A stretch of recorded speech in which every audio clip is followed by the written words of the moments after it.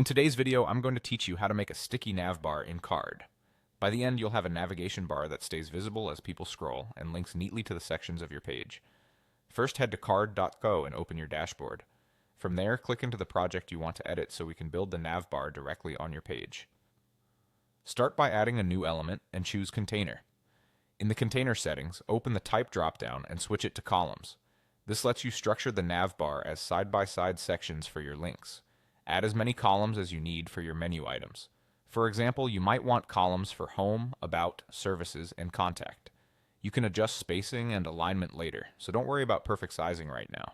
When you're happy with the column count, click Done.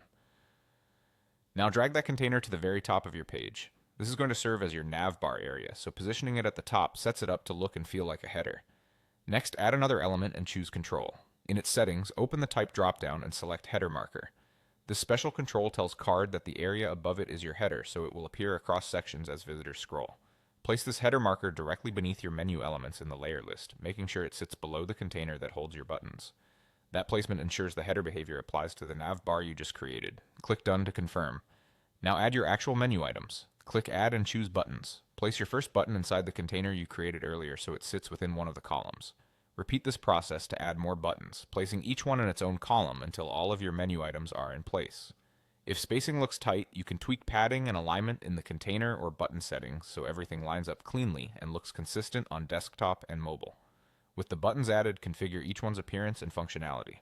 Update the label text, adjust style options like size, color, and hover state for good contrast, and set the URL for each button.